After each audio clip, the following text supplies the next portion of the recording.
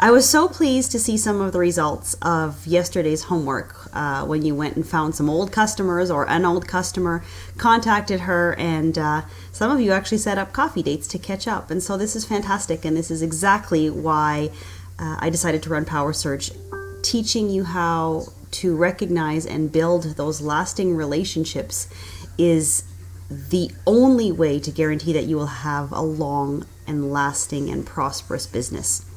The downside to that is it takes a little bit of time. But you've heard me say before that Jamberry is not a lottery ticket. And so regardless of whether you have been with Jamberry for 1 month or 1 year or even longer, it takes a little bit of time to be successful. And that's really a good thing, because that means that when your success finally does come, it will be lasting, not fleeting, not a luck of the draw, good month in sales kind of success, but it will be the result of people who respect you and have built relationships with you, and now you will be their forever jam lady. Now, one thing that's really difficult in direct sales, when we start off, it's not so difficult. We rely on our friends and our family and our immediate circle, our warm market, as we like to call it, for sales and parties and things like that. But if we depend on them for our business to grow, it gets not only really discouraging when they stop buying, but it's almost embarrassing, because these are people you look at and see every single day. And so when they saw that you had joined and you were so excited and your eyes were so bright and your future plans and your goals were massive and you relied on them to help you reach those goals, well, those goals that were yours weren't their goals. And so when you fail, aside from the embarrassment, you sometimes get some "I told you so's," and don't you? And it's, people even still ask me sometimes, "Are you still doing that nail thing?" It's not a nail thing. It's my business. It's the one I have chosen to work hard at so that I can provide for my family. But enough about me. Cold market, freezing cold market. That means strangers, people you do not know. Tapping into that cold market is sometimes really challenging, but I want to compare it to meeting a new person or a new friend. For some of us, it might be easy to think of how you met your significant other. I mean, unless you grew up with him or her, you met them because either you were strangers and you met for whatever reason, or you had mutual friends who introduced you. And so I want you to sometimes think of what we have now, the tools that we have available to us to tap into that cold market. First of all, we have Facebook. There are billions of users on Facebook, and most of us know or have about 500 of them on our friends list. And so that means, because Facebook caps our friends limit at 5,000, that means most of us have the opportunity to add several thousand people to our friends list. Now, you can't just go around and asking people to be your friend on Facebook, because that will, 1, get you in Facebook jail, and 2, is the best way to make sure that people don't ever want to be your friend. It's creepy and it's weird and it's kidnapping and it's stalkerish, and it leads to all sorts of embarrassing memes, so don't do that.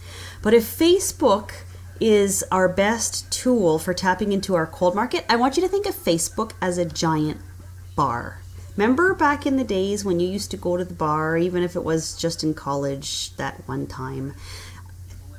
When you went in there, you went in with a group of friends, and when you would be in the bar, if you were looking for, let's say you were looking for a guy or a girl, and you thought they were really cute, and you really wanted to meet them. Now, would you walk up to them and say, "Oh my God, I think you're so hot. I think you should totally be my boyfriend. We should get married and then have kids and we can have this cute little house"? What do you think he's going to do? He's going to run, and he's going to run away screaming. Of course, because you're weird. When you post on Facebook in groups, like buy-sell groups, direct sales groups, whatever, there's a zillion of them out there. When you go into those groups And regardless of whether you are well known there or a stranger, and you post something like, hey, join my team, I want you to think of yourself walking into a bar and walking up to that guy and saying, oh my God, you should be my girlfriend. Because it's the same thing. You don't have a relationship with that guy, so you saying you want to be my girlfriend is going to come off as psycho. So when you post on Facebook that, hey, you should totally join my team, or even if you tell this to a stranger, for example, who might like a picture that you post, sending them an instant PM saying, hey, thanks for liking my post, you should totally join my team. That's psycho. Stop doing that if you've done it before. We've all done it. I did it a long time ago before I really realized. I thought it was a great way to get people interested. I thought, well, you know, if even one person sends me a message and says, hey, tell me more, it's worth it. It's not worth it because everybody does it. What sets Jamberry apart is the fact that we don't use or we don't promote gimmicks to get people to look at your product. If you have to use a gimmick, if you have to post something like, hey, join my team, the message you're really sending out is, you know what, my product is not awesome enough for me to tell you what it is. I got to make you click through a few pages till you find out. Or I really don't have a great team to work with, or I don't even have a team to work with, and I'm pretty desperate, and at this point I'll pretty much take anybody. And that's essentially what's happening when you do things like that. If Facebook is a giant bar and Facebook is the place where you want to be able to recruit people on your team who will not only love the business but want to grow it as much as you do, then you need to build relationships with those people. If you were the CEO of a big company, let's imagine for a second you're Bill Gates and you need to hire the next president of your company.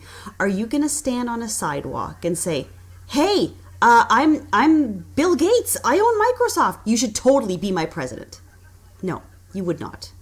And so asking a stranger that you know nothing about to join your team is pretty much the same. Anybody can add numbers to a team, but numbers don't make you successful.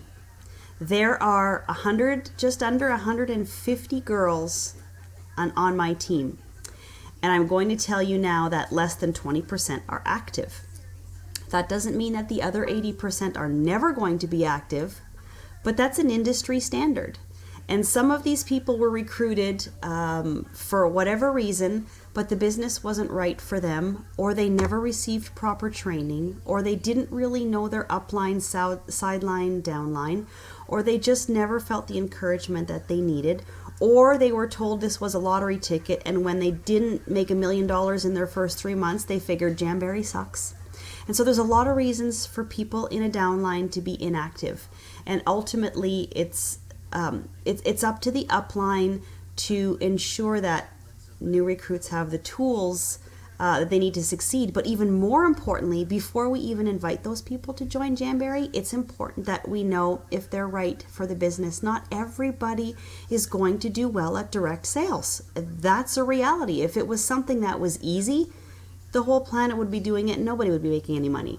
And so don't be afraid to build a relationship. It might take you 6 days for some, it might take 6 weeks, some it'll even take years, but it's worth it. Because by building those relationships, you get to know people and you become more comfortable with getting to know new people. So how do we build those relationships? That's the big question, right? Well, I suggest that you join some groups on Facebook, and they should not be related to direct sales. They shouldn't be related to nails. They should not be related to stay-at-home businesses. Surely there are some things in your life that you enjoy. I love dogs. I love my dog. He's a German Shepherd, and so I belong to a lot of German Shepherd owners groups. I also feed my dog raw, so I belong to some raw feeding groups. In those groups, and I watch the posts every day, you get to learn some of the regulars, but what I do is I comment. I comment on a lot of posts, so people get used to seeing my name. And sometimes my comments might be replies to other comments. So I'm I'm building a relationship by recognizing that I have something in common with the person who posted. And sometimes if they post something, for example, when somebody loses a pet, if it's somebody that I've had some online conversation through that group before, I might send them a PM and say, hey, we don't know each other yet, but we do have a dog in common, and I'm really sorry that you lost your German Shepherd. Here's a picture of my Rug, and I can feel your pain, and if there's anything I can do, things like that. So find a group that relates to one of your hobbies or interests. Do not go into that group and say, hi, I'm Leanne and I'm with Janberry. It's not that you would, but I've seen it happen. And so when you go into a new group, introduce yourself and say one thing personal about yourself. For example, for me, it's, hi, my name is Leanne and I live in Northern Ontario, and here's a picture of my German Shepherd. And so then you get some people, quite a few people, who will respond, and they will tell you a little bit about themselves. That's the beginning of a relationship. Some of them, you might find something that they have in common. Maybe somebody, I've had some private messages with people who have the same name for their dog as I do. And so to me, that's a legit reason to send a PM and say, hey, great minds think alike. And the conversation might not go any further than that, but at least I've planted the seed and I've given them the invitation to start talking about themselves too. And so that's a great way to start finding new friends. Some of them are going to become recruits. Some of them are going to become customers. Some of them are never going to become anything. Some of them will become casual Facebook friends, and some of them will actually become really close personal friends. I have a lot of close personal friends that I've never met, but I consider them among my best friends. And we met online because we had one tiny thing in common, and we built our relationship on that one common thing. So for the next couple of days, think about some of the things that really interest you and see if you can find a group on Facebook that relates where other people have that same hobby or interest. And join the group. Just introduce yourself and maybe don't post too much right at first. Sit back, watch, and try to learn a little bit about the culture of the group, because there are some groups out there that are fueled with toxic people. And if you find one of those, get out, find another one. But that's my best advice right now for trying to tap into a cold market. It's not an overnight thing. Some people are gifted salespeople and they could sell anybody, anything, anytime, anywhere. We're probably not one of those people. If we were, we wouldn't be needing any of this training, myself included. So get building those relationships, and remember, if you were to approach that person in the bar, remember that crazy girlfriend thing I said? Think of that next time you post. Think of it as when you say, hey, join my team. That's a cheesy pickup line. Nobody likes cheesy pickup lines. So good luck. Let me know how you do.